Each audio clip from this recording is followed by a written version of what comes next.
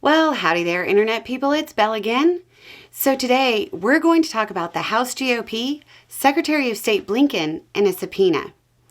The chairman of the House Foreign Affairs Committee, Representative Michael McCaul, sent a subpoena to the Secretary of State Blinken, demanding he come before the committee and provide testimony by September 19th. The committee wants information about the withdrawal, and McCaul said Blinken was, quote, in a position to inform the committee's consideration of potential legislation aimed at helping prevent the catastrophic mistake of the withdrawal, including potential reforms to the department's legislative authorization. A State Department spokesperson said Blinken will be traveling, doing his job during this period, and that the department proposed, quote, reasonable alternatives for dates that were denied by the committee. Of course, there's the Republican threat to hold Blinken in contempt. As you're wondering whether or not this is serious congressional business or just another political stunt using the military, here are some things to keep in mind. Blinken has testified about the withdrawal from Afghanistan more than a dozen times. 4 of those were before McCaul.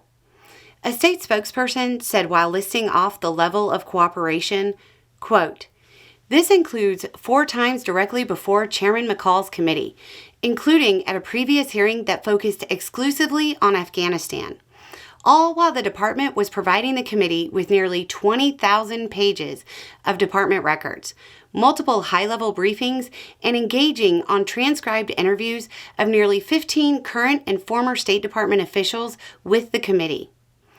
More importantly, there have been multiple nonpartisan reports on what led to the outcome. They all agree.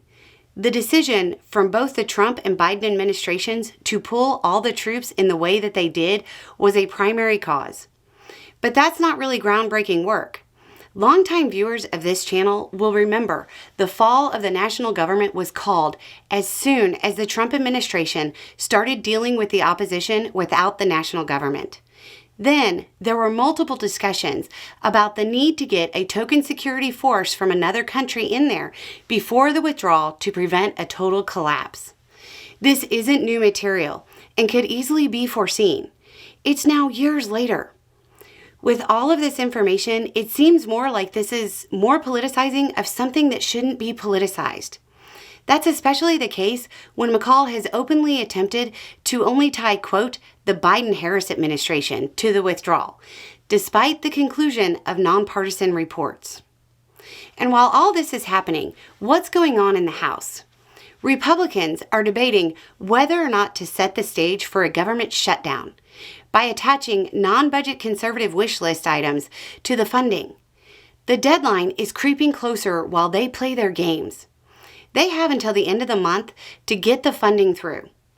Trump, when talking about the non-budget wish list, said, quote, I would shut down the government in a heartbeat if they don't get it.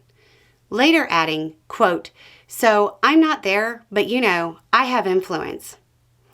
So later, if the government shuts down again and the economic pain starts for people, remember who has the influence.